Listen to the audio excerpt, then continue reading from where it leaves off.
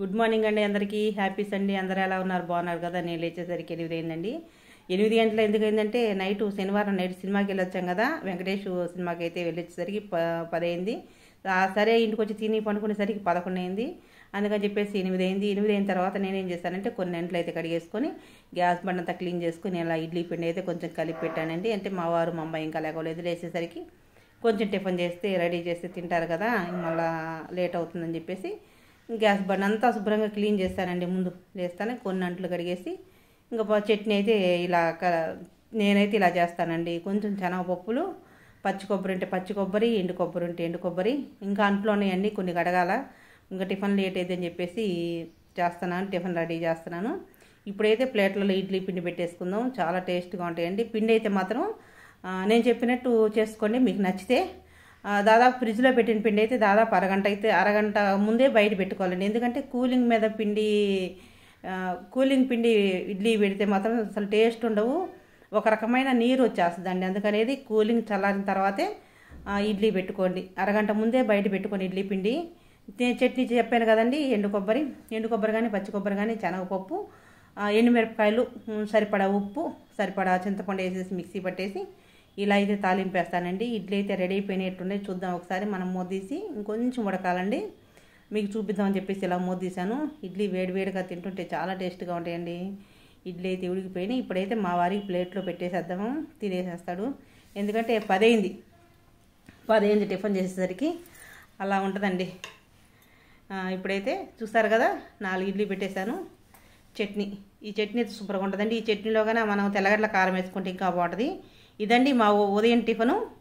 Happy Sunday అండి. Good afternoon. మధ్యాహ్నం special ఏంది, సండే స్పెషల్ ఏంది అని అడుగుతున్నారు కదండి. ఇదండి మా సండే స్పెషల్. మటన్ చికెన్ అనుకున్నాం కాబట్టి మా వారైతే ఎగ్ బిర్యానీ తీసుకొచ్చాడు. మామూలుగా అయితే ఒక పార్సల్ తీసుకొస్తాడు, ఇప్పుడైతే 2 పార్సల్ తీసుకొచ్చాడు. ఎందుకంటే సరే ఉంటే సాయంత్రం తినేసరని చెప్పేసి 2 పార్సల్ తీసుకొచ్చాడు. మేము తినంగా ఇంకా సాయంత్రానికి కొద్దిగా ఉంటే మా అబ్బాయి అయితే తినేసాడండి.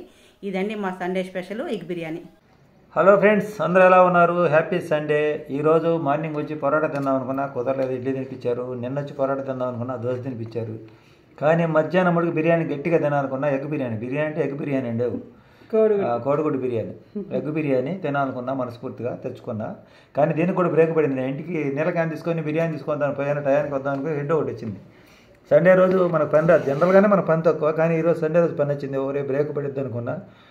టయానికి 2 గంటలకల్లా పని అయిపోయింది. టయానికి వచ్చి వాళ్ళు తీసుకెళ్లారు. అంటే ఒకసారి పని ఇచ్చి వాళ్ళు తీసుకెళ్ళరు. టయానికి తీసుకోబట్టి కరెక్ట్గా 2 గంటలకు పోయి తీసుకొచ్చాను. 2:30 అయింది టైం. 2:30 అవుతుందిలే.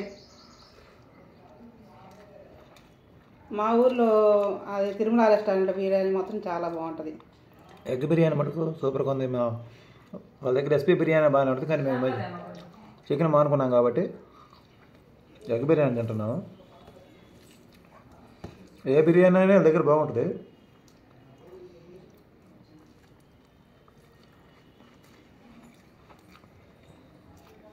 మేము మటన్ చికెన్ మానుకున్నాం కాబట్టి ఓన్లీ ఎగ్ బిర్యానీ మాత్రమే తీసుకొచ్చుకుంటున్నాం.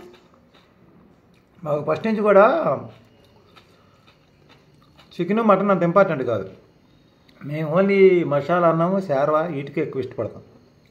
మొట్టి అన్నమైనా మసాలా గుజ్జు తగిలితే చాలు మాకు. టమాటో శార్వా ఇది మా ఊళ్ళో అయితే ఫేమస్. మా ఊళ్ళో బిర్యానీ కానీ పొరాటా కిచడీ కానీ సూపర్గా ఉంటాయి మా ఊళ్ళో. ఇంకెక్కడ ఆ టేస్ట్ రాదు, చాలాసార్లు చూశాను నేను. ఇదండి మా సండే స్పెషల్. ఆపేస్తున్నాము. తినేటప్పుడు పెట్టుకుంటా. ఎందుకు ఇక్కడే కూర్చొని లాస్ట్ కొంచెం తిను.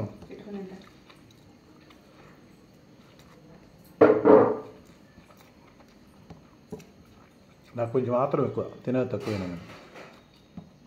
అందుకనట గత్తరగా తింటుంటా. మామూలుగా అయితే ఇవాళ గుడ్లు పులుసు పెట్టమన్నాడు ఉదయం. మళ్ళీ ఏమనుకున్నాడేమో బజార్కి చాలు కూర్చోంతనా ఏమనుకున్నాడేమో ఇంక బజార్కి వెళ్ళేటప్పుడు ఏం చేయొద్దులే ఎగ్ బిర్యానీ తీసుకొస్తాను, నిన్న మొన్న పొరాటా తినాలనుకున్నాను, తినలేదు కదా. అది ఒక్కసారి మనం తినాలనుకుని తినలేము. అంటే డబ్బులు ఉన్నా కూడా కుదరదు, తెచ్చుకోలేము టయానికి ఏదో ఒక విధంగా. ఒక్కోసారి కుదిరిద్ది.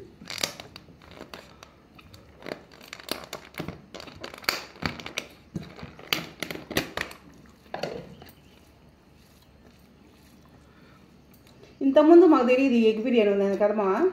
ఎంత తెలియదు మనం ఎందుకు రాలేదైతే మనం అప్పుడు ఎస్పీ బిర్యానీ తింటున్నాం బాగా అందుకని తీసుకురాలేదా దానికి దీనికి పెద్దాడే ఉండదు కాబట్టి దాంట్లో చికెన్ కూర వేస్తారు దీంట్లో చికెన్ కూర వేయరంతే మసాలా గుద్దు అంతా అదే కదా అది 240 అదే నేను చెప్పేది ఇది 160 ఆర్కేలు అయితే అది 270 ఇది 180 ఇప్పుడు మనం రెగ్యులర్గా పోతాం కాబట్టి మనకు కొంచెం కన్సెషన్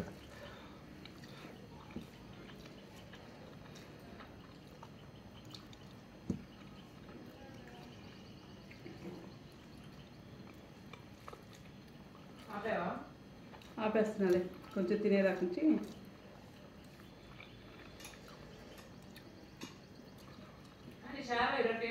అవును కరెక్ట్గా చెప్పావు రెండో రోజు అట్నే ఉంటుంది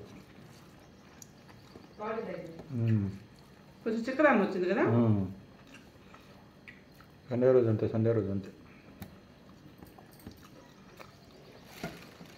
సండే రోజు మామూలు వేరే రోజులు అయితే బాగుంటుంది కానీ